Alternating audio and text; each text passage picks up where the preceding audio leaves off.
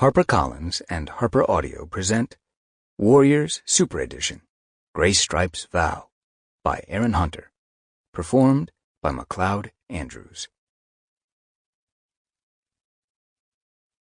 Prologue. Then. Gremlin peered cautiously from the shelter of a holly bush, letting her glance flick from side to side.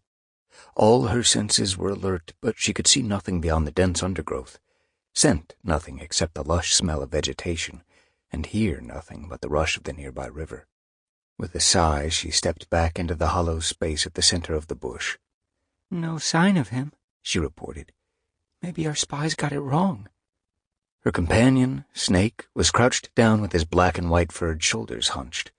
He replied with a grunt, "Maybe." He took her place, gazing out through the gap between the branches. Meanwhile, Gremlin began to groom her own patchy black, white, and tortoiseshell fur, grimacing at the taste of the chervil she and Snake had rolled in to disguise their scent. Her pads tingled with a mixture of excitement and apprehension at the thought of what could lie ahead, very soon now. Snake's tail lashed once, snapping past Gremlin's face and startling her so that she had to bite back a squeal of alarm. Snake spoke in a low growl.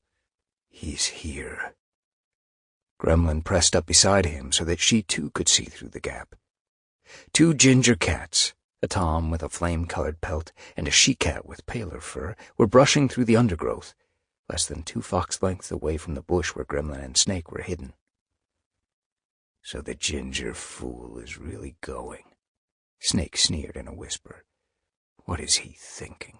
He's leaving his clan leaderless and undefended."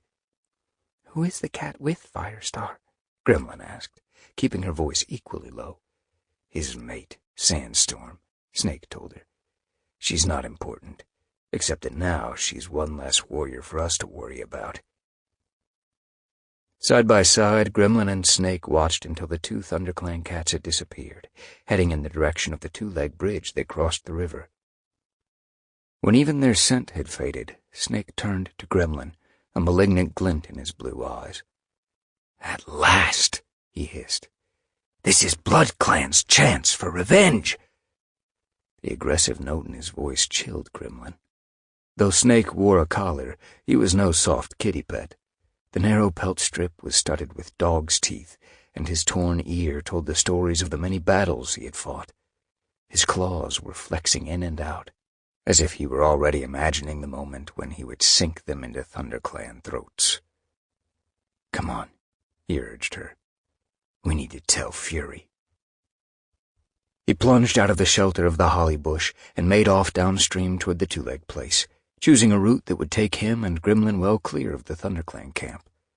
Gradually, he picked up the pace, and when Gremlin tried to keep up with him, she felt in her belly the weight of the kits she was carrying. "This is a bad time for me to go to war," she sighed inwardly. "Of course BloodClan still wants revenge on the clans for killing our leader, but I wish we could wait a bit longer." What would happen to her kits if she had to fight? Gremlin and Snake slipped silently through the 2-leg place until they found Fury and the rest of BloodClan gathered on a stretch of ground beside a row of monster dens. Tall buildings on the other 3 sides cut off the sunlight. The ground lay in perpetual shadow, and the only things growing there were a few clumps of thin, wilting grass. Fury was sitting on top of a tumbled pile of reddish, squared-off stones like the ones 2-legs used to build their dens. A long-furred tabby with one eye slashed away, her pelt seamed with many scars. She was the latest in a line of cats who had taken control of BloodClan since Scourge had been killed in the battle with the warriors. Gremlin could well believe that she was even more dangerous than the savage Black Tom, who had almost succeeded in making himself leader of every cat in the forest. But a moon or so before, when Fury and the previous leader, Claw, had gone to the 2-leg place to search for food, only Fury had returned, her paws still wet with blood. She told the rest of BloodClan that Claw had gotten on the wrong side of a dog, but Gremlin doubted that was the whole story. Fury's one remaining eye widened, and her tail twitched with anticipation as Gremlin and Snake approached. "Well," Sample complete. Ready to continue?